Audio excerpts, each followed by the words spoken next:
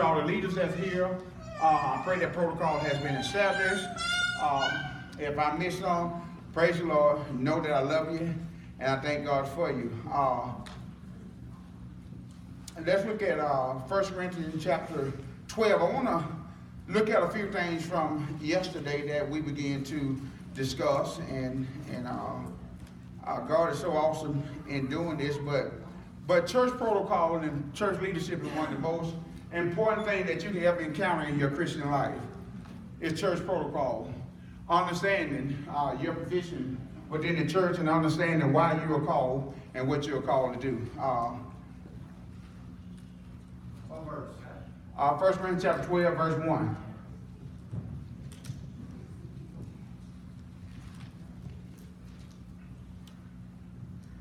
Now concerning the spiritual gift, brothers and sisters, I do not desire that you would be what? Amen.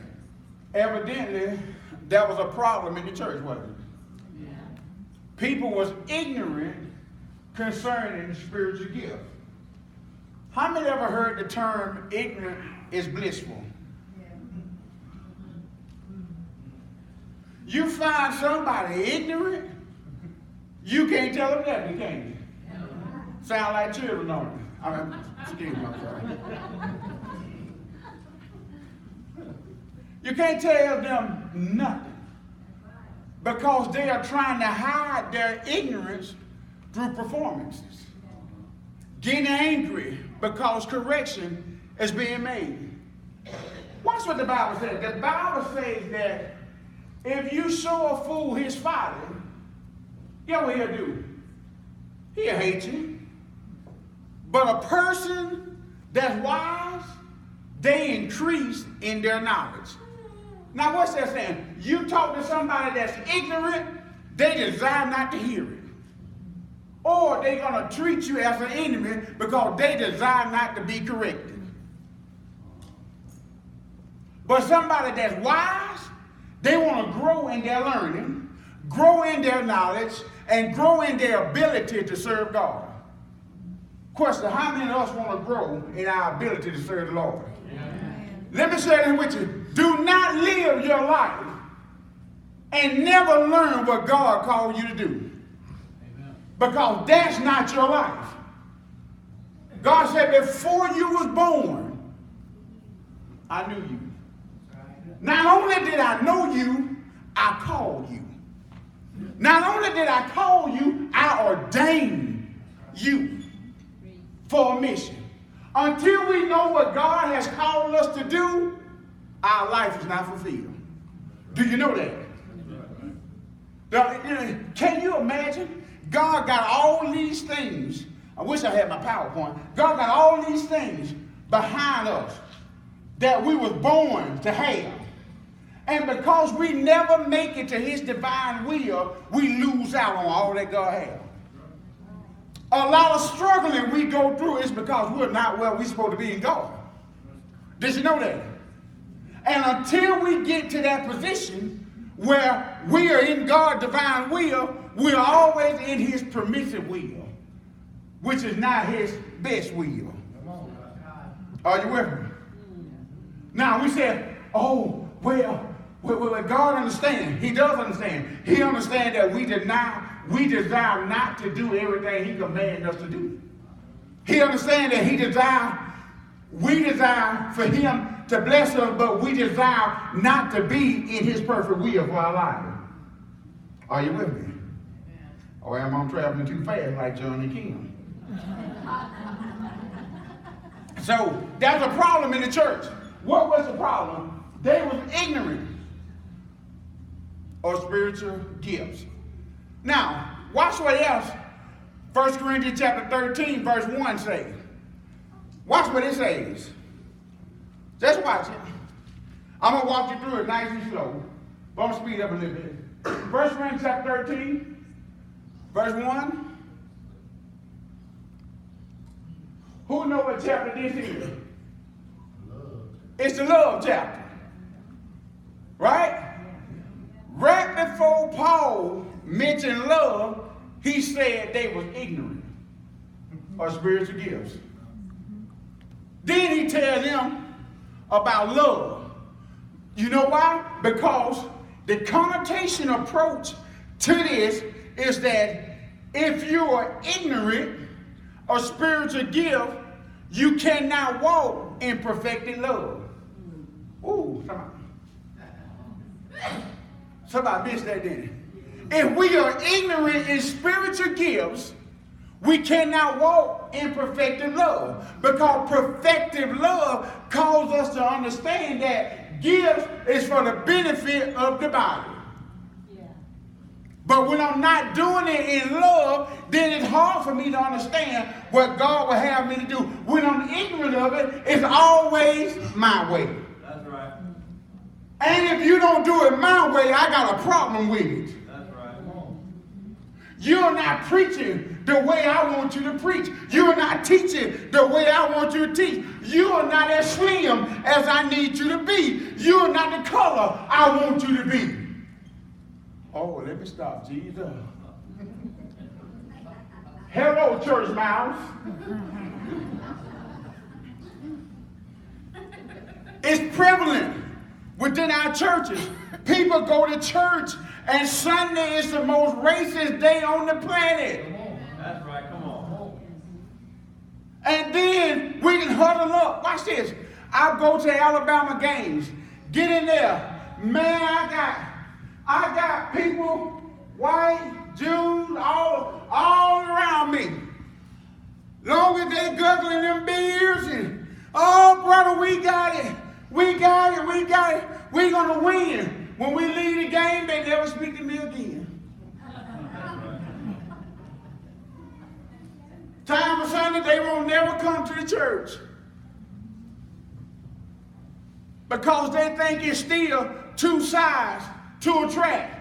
But let me serve know that Jesus tore down the middle wall of partition. That's right, come on.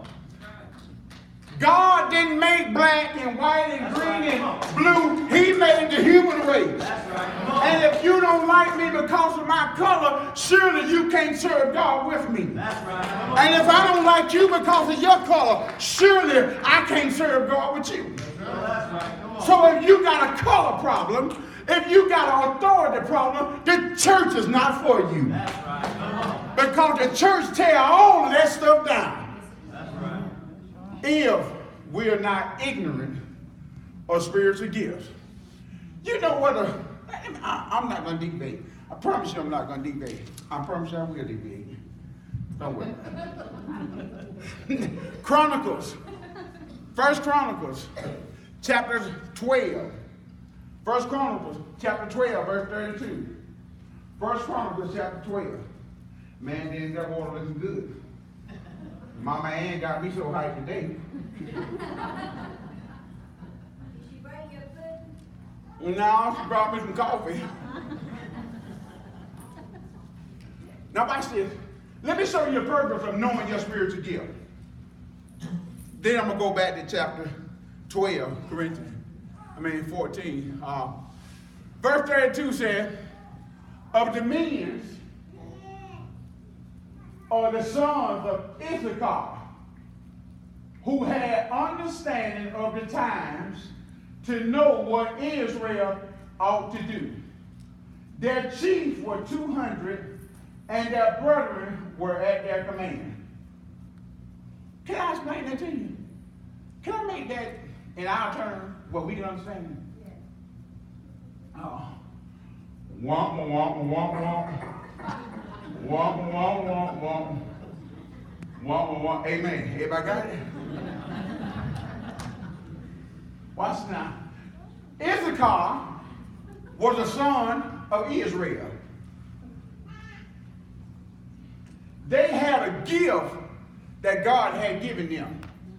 And what was their gift? To understand what Israel ought to do.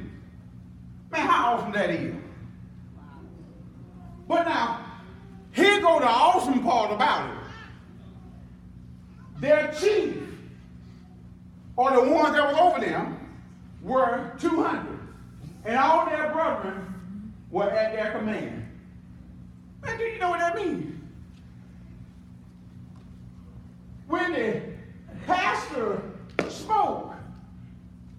and they knew he was called by God. Guess what the others did? They followed. Did you hear that?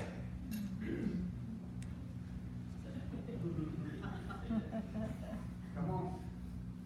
When the pastors spoke, the others followed. That's right. You know why? Because they knew the gift that was in them. That's right. See, when you know what your gift is, people will respect you. And guess what? Your gift will make room for you and get you before great men. That's right. If you know your gift. But if we never know our gift, we'll always be thinking, well, I can do this. I can do this.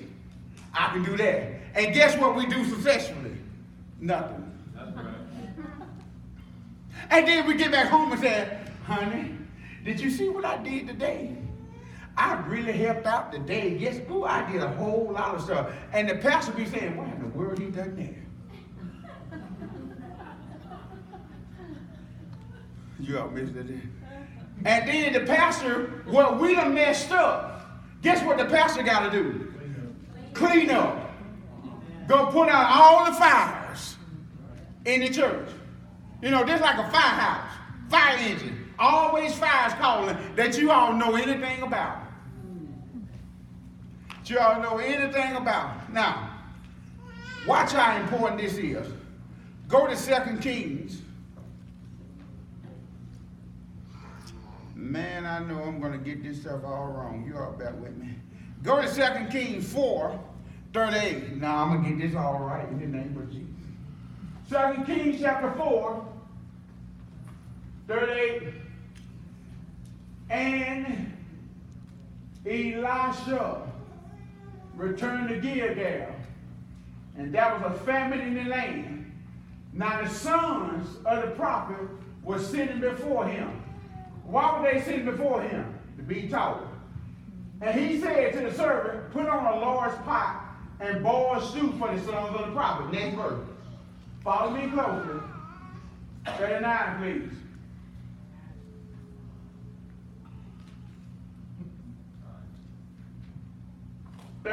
Please. So one went out into the field, watch this, gathered herbs, and found a wild what? Vine. And gathered from it a lapful of wild boars. And came and put them where? Into the stew. Though they did not know what they were. Could have been roadkill, couldn't it? Oh yeah, look at that possum there, roadkill. Put him in the stew. I'm gonna tell you real good. Look at that armadillo. Put a roadkill, put a shell and everything, tail, everything in the stew. But what problem you think that is? Let me tell you what the problem is. Here's the problem. Though they did not know what they were. Do you see that? Not knowing what God has called you to do, and you trying to operate in the things of God. Let me show you what happened. Next verse. Then they served it to the men to eat. Now it happened as they were eating the stew, they cried out and said, man of God, there's death in the pot. That's right. When we don't know what God has called us to do, and yet we still trying to do things within ministry, it's only going to hurt people, if not kill them spiritually. That's right. Come on. Uh-oh. You just can't roll up and say, I'm ready to do this. I believe God has called me to preach. I know John 3:16. God so loved me, brother. If you don't know John 3:16, there's no way you're called to talk about you're a preacher. And you're ready to share the gospel with people, but cannot recognize what's harmful and what's good. That's right. The Bible says in Hebrews chapter 5, you don't have to go there. The Bible says a person that's mature can